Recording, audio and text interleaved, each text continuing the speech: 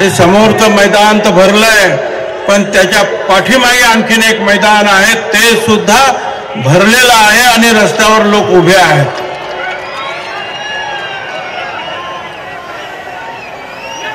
आणि अशा या भव्य महासभेसाठी उपस्थित असलेले प्रकाश शेंडगे, गोपीचंद पडळकर, महादेवराव जानकर, शबीभाई अन्सारी, प्राध्यापक लक्ष्मण हाके, सत्संग मुंडे, कल्याण दळे, पी.टी. चव्हाण, दौलतराव शितोळे, पांडुरंग अभंग, मीनानाथ पांडे, जे.डी. तांडेल, स्नेहा सोनताटे, आंधळे महाराज, अरुण खारमाटे, डॉक्टर सुदर्शन घेरडे, शंकरराव लिंगे, अभय आगरकर, बाळासाहेब बोराटे, भगवान फुलसुंदर, अनिल निकम, शरद जोडगे, अमरदास गारोडकर, नागेश गवळी, विशाल वाळकर आणि असंख्य माझ्या बांधवांनो, भगिनी आणि मातांनो,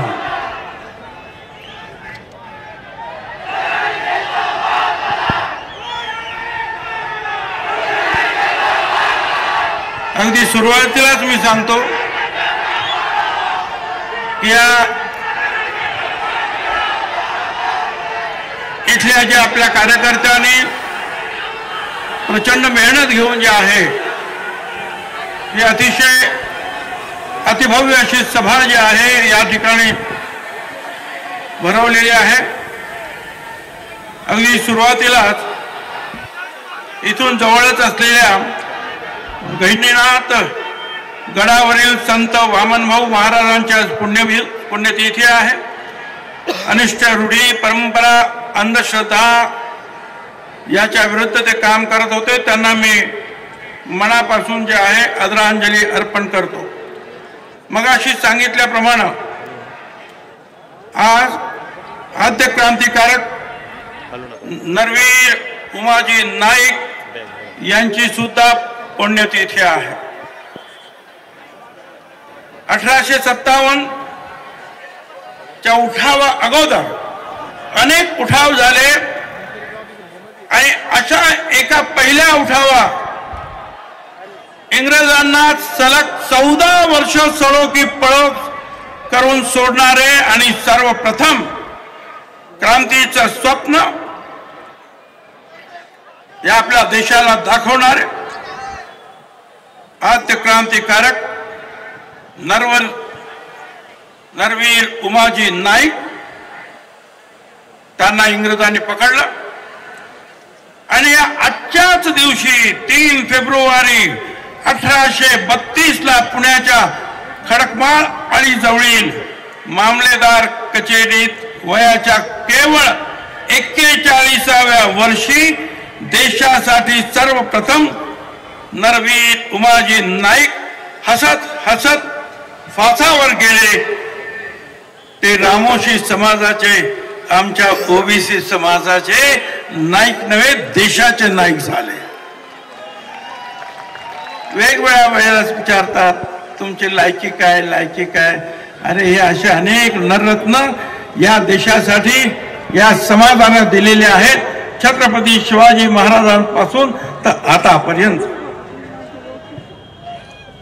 मी भारत सरकारचा आणि प्रधानमंत्री मोदी साहेबांचं सुद्धा अभिनंदन यासाठी करतो की आमच्या नाभिक समाजाचे स्वर्गीय कर्पूरी ठाकूर यांना मरणोत्तर भारत रत्न पुरस्कार त्यांनी जाहीर केला आणि आपल्या ओबीसी समाजाचं सुद्धा जे आहे ऋण त्यांनी मान्य केलं की ही सगळी मंडळी जी आहे देशासाठी, समाजासाठी काम करत होते. हा सर्वोच्च सन्मान आहे. शिक्षण क्षेत्र ते कृषी क्षेत्र, सर्व क्षेत्रांची आवड असणाऱ्यांनी काम करणारे, मुख्यमंत्री म्हणून गोरगरिबांना न्याय देणारे असे हे बिहारचे मुख्यमंत्री होते. नाभिक समाजाचे त्यांना हा मरणोत्तर भारत रत्न देण्यात आले. नगरला आल्यानंतर जे मला आठवण येते, आमचे फार जुने सहकारी माजी मंत्री सुद्धा होते, अनिल भैया राठोड, त्याची घरं या अख्ख्या शहरात 40-50 असतील हो, पण 25 वर्ष विधानसभेमध्ये आमदार होत होते. लढायला लागतं, रडून काही होत नाही, लढावं लागतं. आता मगाशी सुद्धा माझ्या अनेक सहकार्याने सांगितलं, अरे बाबा तुम्ही 27 तारखेला गुलाल उधळला, मग आता हे उपोषण कसलं आता परत?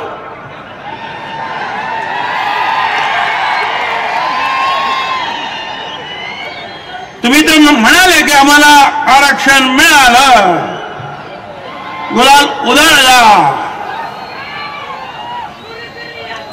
काहीतरी एक कागद हातात घेतला म्हणजे झाला, हा अध्यादेश आला. बघा, हा अध्यादेश आला. लेखाला अध्यादेश म्हणजे काही कळत नाही आणि नोटिफिकेशनचा मसुदा म्हणजे काय ते कळत नाही म्हणतो झाला.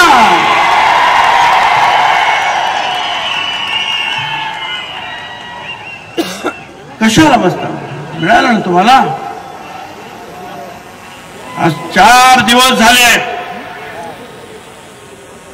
या राज्यामध्ये उन्माद सुरू आहे. डीजे वाजवला जातो रात्री 3-3, 4-4 वाजेपर्यंत.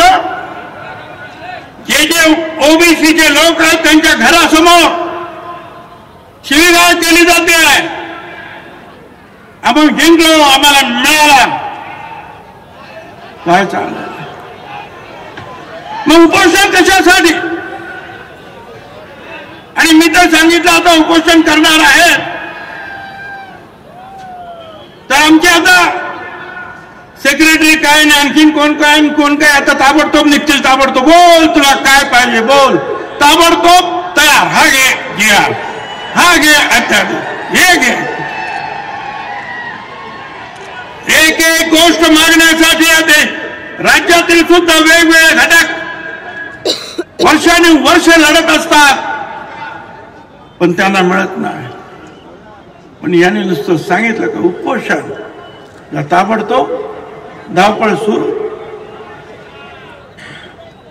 मला सुरुवातीला सांगायचं मराठा समाजाला आमचा विरोध नाही, मराठा समाजाला आरक्षण मिळालं पाहिजे असं म्हणणारे आम्ही आहोत, पण ते वेगळं द्या, आमच्या ताटात द्या देऊ नका, एवढंच आमचं म्हणणं आहे.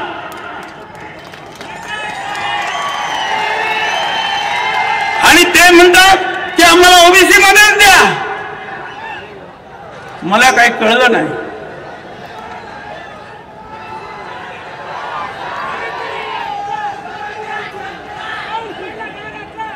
मी जरा काही पेपर पण वाचणार आहे, जरा शांत जरा बघा. तो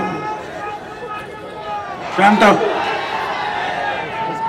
माझ्या बरोबर साथ यायचं असेल तर तुम्हाला कळलं पाहिजे काय चाललेलं आहे आणि कायदा काय म्हणतो ते ऐकून घ्या, तरच तुम्ही माझी साथ चांगल्या प्रकारे देऊ शकता. शांत राहा. पाण्याची बाटली.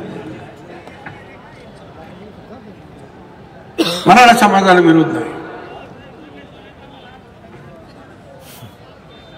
पण काय चाललंय?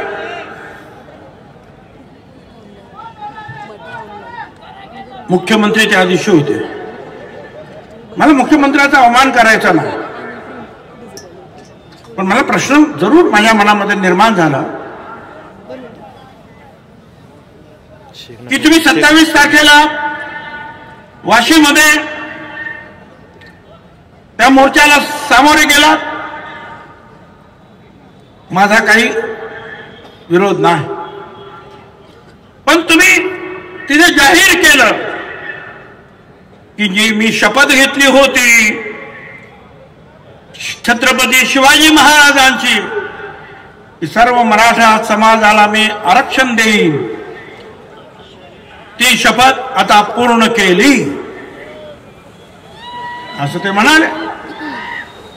मग मला आता प्रश्न असा पडला की जर शपथ पूर्ण झाली समाजाला आरक्षण देण्याची, तर हा ओबीसी आयोग आता जो काम करतोय ना सर्वेक्षण, हे कशासाठी? आरक्षण तर मिळालं ना तुम्हाला सगळं, तुम्ही तर म्हणाला शपथ पूर्ण झाली, मग हा आयोगाचा जो काही सर्वेक्षण चाललंय तद्दन खोटं, ते कशासाठी? घरोघर जाताय, फक्त जात विचारता, 180 प्रश्न आहेत त्याच्यामध्ये, एका घराला 1.5 तास लागतो, आणि तपासणी करणारे मला सांगा, कधी कधी 25 तर कधी कधी 50 घरांची तपासणी झालं असं जाहीर करून टाकतात, असं रेकॉर्ड केलं जातंय. 180 प्रश्न, त्याच्यात फक्त जात विचारली जाते, जात कुठली, अमुक अमुक, आणि बाकी सगळं आपोआप भरलं जातं ऑफिसमध्येच. बंगला असला तरी झोपडी आहे, शिक्षण असलं तरी मी शिकायला गेलो नाही, गाड्या उभ्या आहेत, परंतु काही नाही माझ्याकडं, सगळं काय खोटं खोटं कशासाठी करतात? मिळालं ना आरक्षण, तुम्ही तर सांगितलं तर शपथ पूर्ण झाली. 3 न्यायाधीश बसलेले आहेत, 4,80,000 पगार एकेकाचा, सुप्रीम कोर्टाच्या मुख्य न्यायाधीश पेक्षा डबल. क्युरिटी पिटिशन मध्ये जे काय झालं ते दुरुस्त करण्यासाठी, कशाला? मिळालं ना आरक्षण तुम्हाला, गुलाल तर उधळला ना तुम्ही, पण हे कशासाठी चाललंय? कोणाची दिशा? याची उत्तर जे आहेत माझ्या मनामध्ये प्रश्न निर्माण करतात की याची उत्तर कशी शोधायची. खोटे रेकॉर्ड तयार झाले. हे जामखेड तुमच्याच जिल्ह्यातलं एक उदाहरण.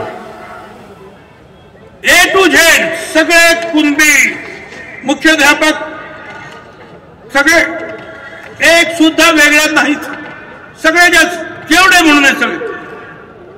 काय चाललंय हे तुमचे? आता दुसरं पेनूर तालुका मोहोळ सोलापूर, धडधडी, पूर्वीचं अक्षर वेगळं, शाई वेगळी आहे, मराठा कुणबी लिहितायत हाताने, धडधडीत लक्षात येत आहे की सगळं खोटं आहे. मराठी कुणबी, ते मराठा कुणबी पण नाही म्हणत, मराठी कुणबी माहितच नाही, लिहायचं आहे ना, लिहे. दुसऱ्या याच्यावर पण लिहिले मराठी कुणबी. वा, हे सगळं जे आहे असं खोटं खोटं खाडाखोड दिसतात, हे असं चाललेलं आहे. दिशाभूल करण्याचं काम. 360 कोटी रुपये देण्यात आले ते याच्यासाठी, खोटा रेकॉर्ड तयार करण्यासाठी. 1, 2 नाही, अनेक. इथे संवत गाव म्हणून आहे, तिथे जे आहे हे वैजापूर तालुका, हे सगळं जे काही तिथे देण्यात आलं, तिथे मुख्याध्यापकांनी लिहिलेलं आहे की या सगळ्यांच्या प्रवेशाच्या मध्ये कुणबी जे म्हटलेलं आहे त्या अक्षरात शाईत बदल आहे, त्यामुळे जे आहे हे प्रमाणपत्र देण्यात येणार नाही.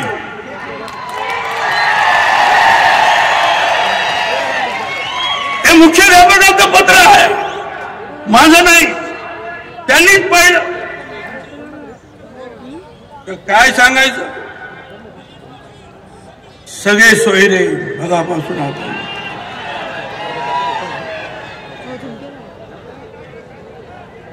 सगळे सोयरे, म्हणजे स्वतःला तर यांना तर खोटं सर्टिफिकेट द्या, यांच्या सगळ्यांना द्या, यांच्या सोयऱ्यांना द्या, आणि यांना द्या, आणि त्यांना द्या, असा जो आहे GR वगैरे जे आहे ते सगळे निघाले.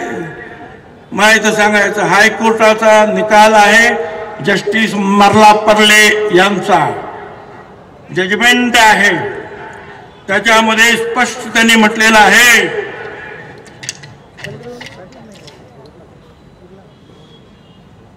थोडं इंग्लिश मध्ये पण आहे त्याच्यामध्ये. 1913 में when his caste was recorded as Marathi.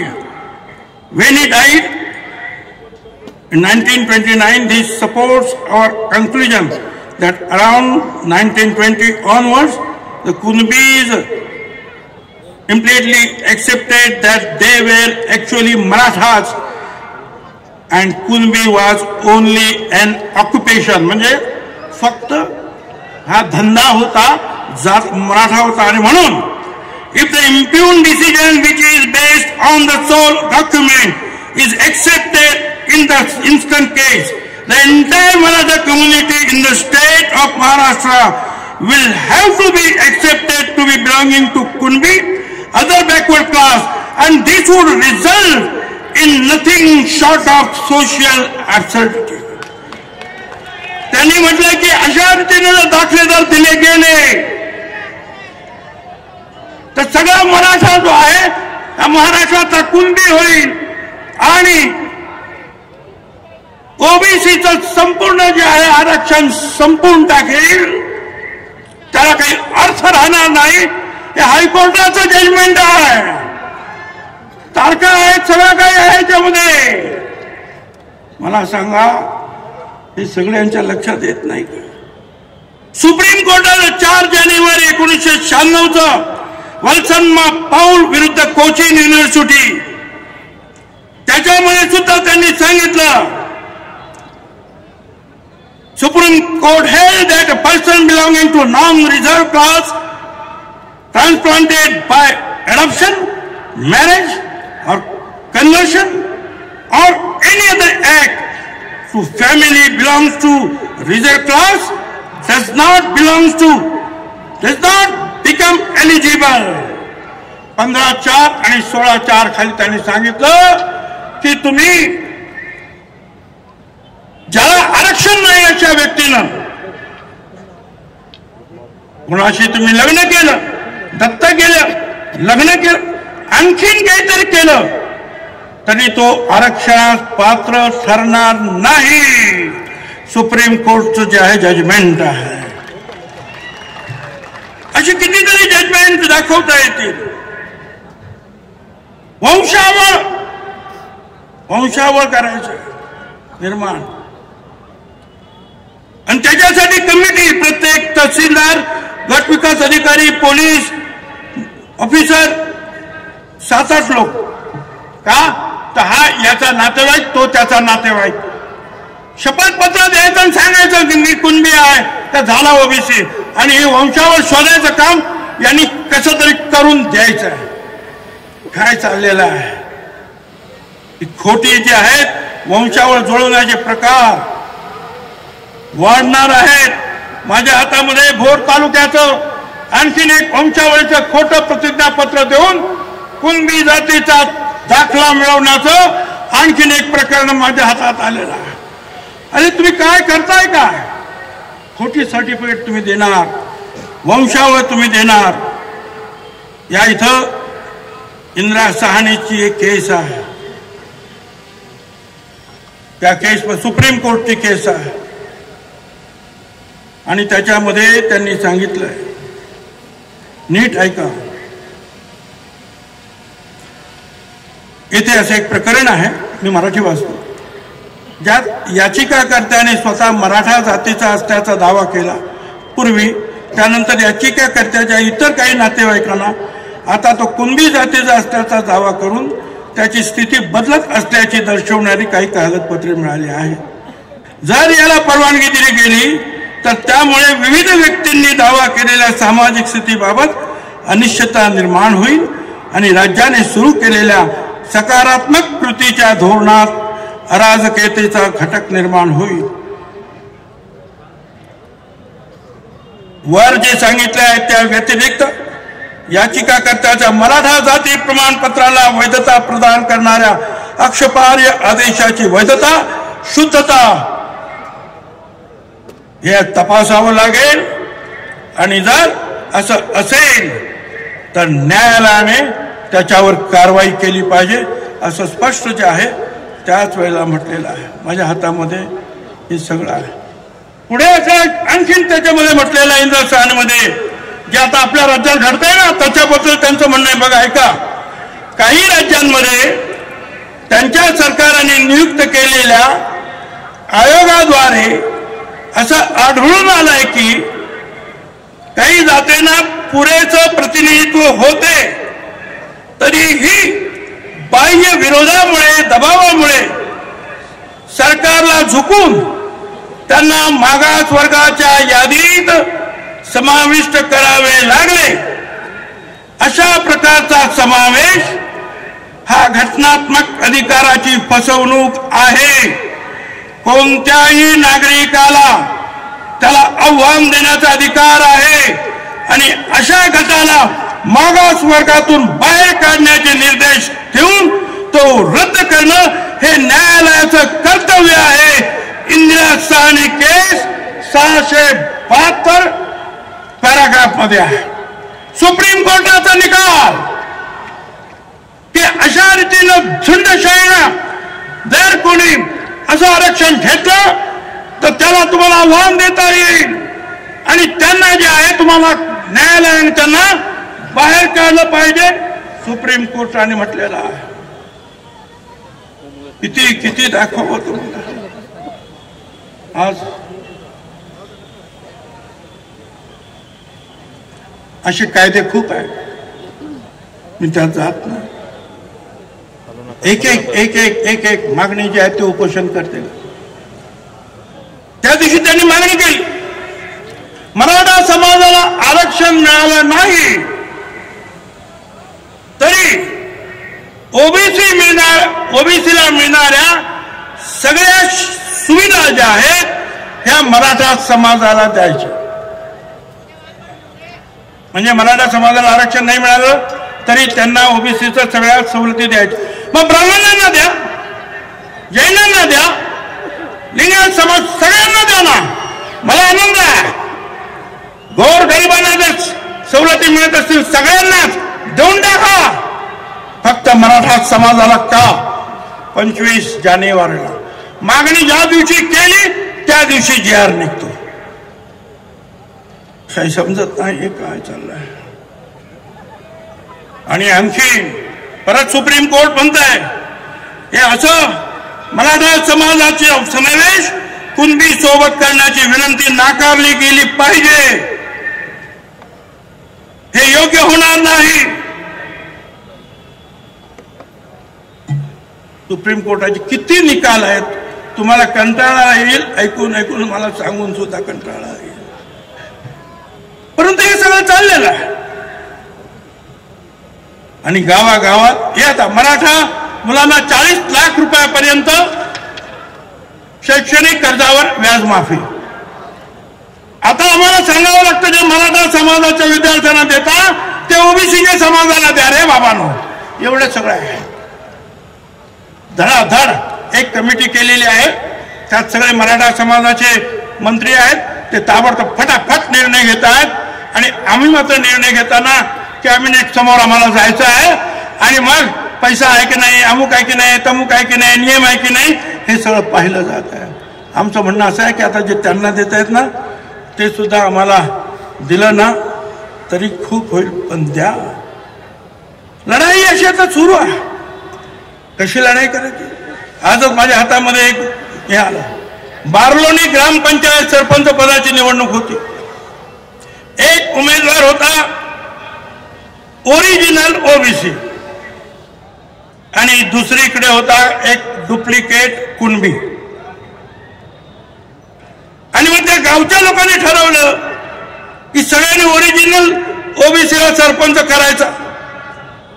आणि झालं तसंच. वडार समाजातील पहिली महिला जी आहे सरपंच झाली.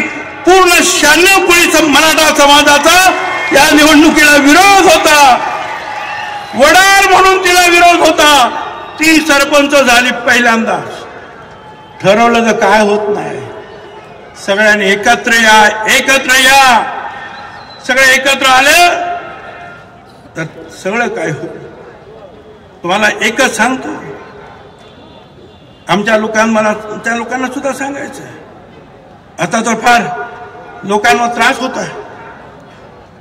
नगर जवळा तालुका, मानवत जिल्हा, परभणी, मुंजाभाऊ रामराव रासवे यांच्या घरामध्ये विजयी मिरवणूक त्यांची गेली. त्यांनी जमलेल्या लोकांनी या घरात घुसून महिलांना मारहाण केली. का तर ओबीसी मोर्चात सामील होतात म्हणून. हे बघा काय काही गावांमध्ये तर जे आहे गाव सोडून लोक चाललेले आहेत. जिथे 2-3 घरं आहेत ओबीसीची ते गाव सोडून जात आहेत. दहशत निर्माण केली जात आहे, मारहाण केली जात आहे, रात्रभर डीजे वाजवला जातोय, शिव्या दिल्या जात आहेत. एक न्हावी समाजाच्या आमच्या बांधवानं काहीतरी पोस्ट टाकले आपल्या समर्थनार्थ, तर ताबडतोब सगळ्या तिथल्या मराठा समाजाने सांगितलं याच्या दुकानात जायचं नाही, याच्या दुकानात जायचं. मी या सगळ्या न्हावी समाजाला विनंती करतो, असा जर बायकॉट जर केला तर सगळ्याच न्हावी दुकानाने तिथल्या एकाही मराठ्याची हजामत करायची नाही. त्यांना मला भादर आपली आपापसात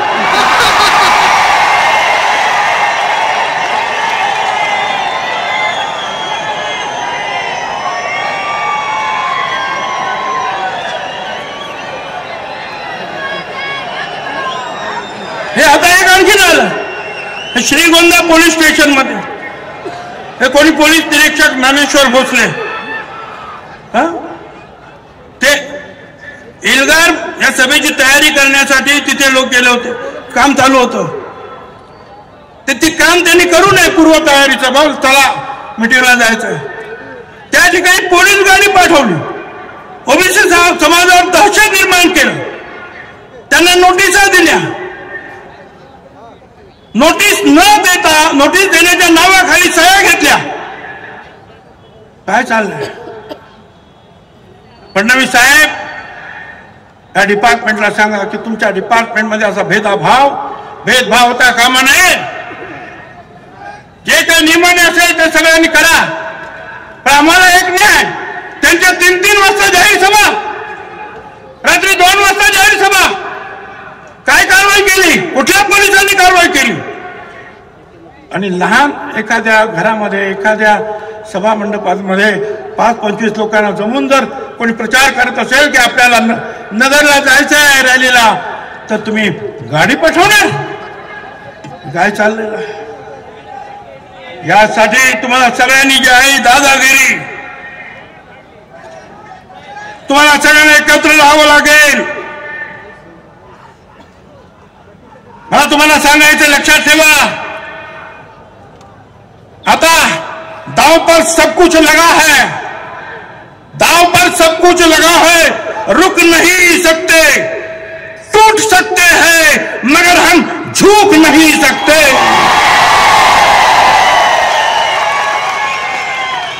त्याने तुम्हाला आता लढावं, सगळ्यांनी एकत्र येऊन लढावं लागेल. दलित आदिवासी समाजाच्या बांधवांना, भगिनी मातांना, नेत्यांना मला सांगायचं आहे, आज आम्ही जातात आहोत, तुम्ही सुपात आहात. लक्षात ठेवा. या अशा प्रकारचे जे काही निर्णय होतात, जीआर होतात, त्याच्यातून संभ्रम निर्माण करून जे आहे, हळूहळू तिकडे सुद्धा एखादी झुंडशाहीनं मोठा मोर्चा आला तर तिकडे सुद्धा हेच होईल. काळजी घ्या, एकत्रित राहा. आंध्र प्रदेश जनगणना करताय, जातीगणना करताय. बिहारने केली, 67-63% निघाले. आता आंध्र करताय. आमची मागणी आहे, करा दादरांना. आम्ही नक्की 54 ते 60% आहोत. 20% जे आहे शेड्यूल ट्राईब आहे. 75% पेक्षा जास्त आम्ही मागासवर्गीय आहोत. त्याच्यानंतर 3% ब्राह्मण समाज, इतर जैन समाज, आणि नंतर जो आहे तो मराठा समाज. त्यातला एक कुणबी समाज 7% आमच्याकडे अगोदरच आहे. त्यांच्या मतांसाठी हे सगळे आमदार, हे सगळे खासदार, आमचे आमदार ओबीसीचे आमदार, त्यांना सुद्धा चिंता पडते की आपण या ओबीसीला काही मदत केली, 4 गाड्या दिल्या, 2 पैसे दिले, खर्च आला की जा तुम्ही रॅली, स्वतःच येणार नाही पण रॅलीला मदत करायचं म्हटलं तरी करत नाही कोणी, आमचे स्वतःच. का? मराठा समाजाची मतं जाते. अरे लक्षात ठेवा, 80% समाज हा आमच्या बरोबर एकत्र आहे आणि त्याला आम्ही ललकारणार आहोत आणि त्यांची सुद्धा मतं आहेत.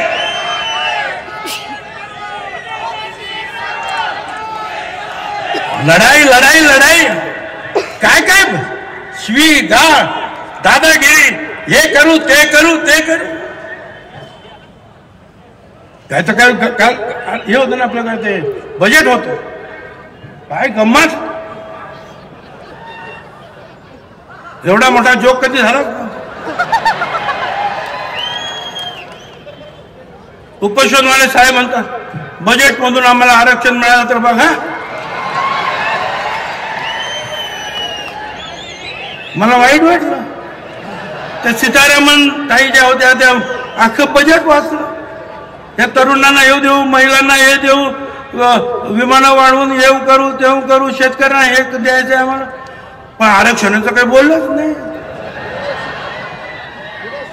आणि हे म्हणतात या बजेटमधून आम्हाला आरक्षण द्या. काय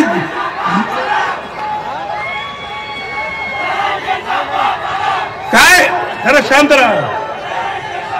ऐकायचं नाही का तुम्हाला? मला काही समजत नाही. मला कीव येते मराठा समाजाच्या नेत्यांची,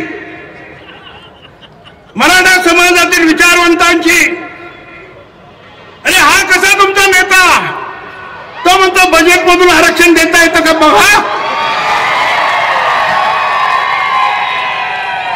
आणि कोणी बोलायला तयार नाही, एक जण सुद्धा आवाज काढायला तयार नाही. अरे कुणाच्या मागे चालला तुम्ही? कशासाठी करता? गावागावामध्ये तरी पडते आहे. आम्ही करतो, आम्ही आमच्या हक्कासाठी लढतो. आम्ही सांगतो आमचं आरक्षण कमी करू नका, त्यांना आरक्षण वेगळं द्या, ही आमची मागणी चूक आहे. आणि आज गावागावामध्ये जे आहे ओबीसीना छळला जातोय, त्रास दिला जातो, पोलीस तक्रार कंप्लेंट घेत नाही. आणि आता तो हा उपोषण करता म्हणतो अख्खं मंडल आयोगच त्याला चॅलेंज करून संपवून टाकणार. बघा आता किती हुशार. ओबीसी मधून आरक्षण घ्यायचंय, कुणबी म्हणून आरक्षण घ्यायचंय आणि मंडल आयोग संपवायचा. अरे लेको, मग त्या मंडल आयोगामध्येच ओबीसीचं आरक्षण आहे ना. अरे ते संपलं का मग हे पण जाईल. मग हे कशासाठी मागतो तू? काय हुशार. दादागिरी दादागिरी चाललेलं सगळ्या ठिकाणी. काही मागतोय काही लोक आता झालं परत उपोषण उपोषण. कसं उपोषण? मला सगळ्यांना सांग, तुम्ही सगळे एकत्रित राहा. तुम्ही जर झुकाल वाकाल घाबराल तर तुमच्या पाठीमागे लोक लागतील. मजबूतीने एकत्रित हे बघायचं नाही. धनगर आहे, बंजारी आहे, माळी आहे, साळी तोळी तेली कोळी जो कोणी असेल भटका विमुक्त, एकावर अन्याय झाला तर सगळ्यांनी उभं राहायला पाहिजे हिमतीनं. हम सब एक ह्याचा नारा दिला पाहिजे आणि त्यांना सांगितलं पाहिजे दिलभर के लिए दिलदार है हम, दिलभर के लिए दिलदार है हम, दुश्मन के लिए तलवार है हम. सगळ्यांनी मजबूतीने उभं राहा.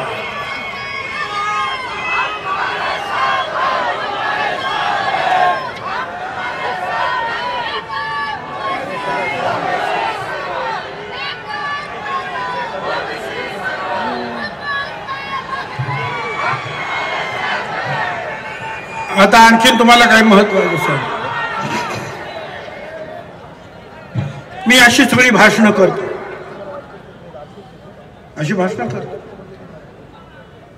पण सगळे सरकारमधले लोक, विरोधी पक्षाचे लोक, विरोधी पक्षाचे नेते, भुजबळ राजीनामा द्या, तुम्ही राजीनामा द्या, तुम्हाला पटत नाही राजीनामा द्या, सरकारमध्ये पण राहता, सरकारच्या विरोधात टीका करता, मग राजीनामा द्या, हिंमत असेल तर राजीनामा द्या. विरोधी पक्षाचे काही अनेक नेते बोलतात, माझ्या सरकारमधले सुद्धा नेते बोलतात. आता काल आणखीन एक काल परवा जण आहे तो काहीतरी बडबडला,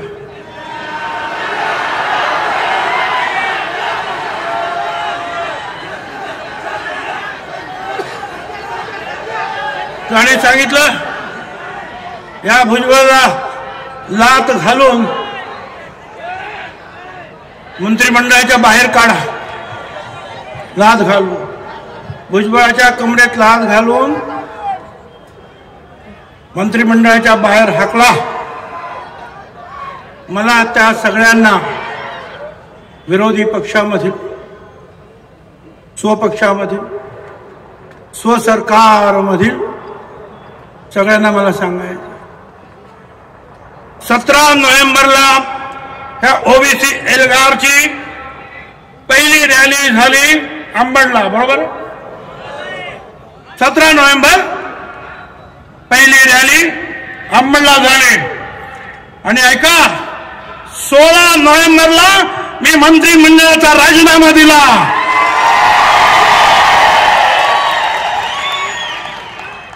16 नोव्हेंबरला. आणि मग अंबडच्या सभेला रवाना झालो. लात मारण्याची मला गरज नाही. अरे दिलंय ना राजीनामा. 2.5 महिने मी शांत राहिलो, गप्पा बसलो. का?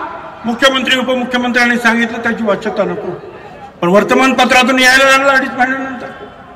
कोण म्हणतं दिला दिला दिला, कोण म्हणतं का देत नाही, कोण म्हणतं लाथा घाला. काही गरज नाही लाथा घालण्याची, दिलेला आहे ना, जा त्यांना सांगा. मी ओबीसी साठी शेवटपर्यंत लढणार आहे. आणि म्हणावशी मी एकच उद्देश ठेवला आहे माझ्या जीवनामध्ये, जीवन है संग्राम, बंदे ले हिम्मत से काम. धन्यवाद.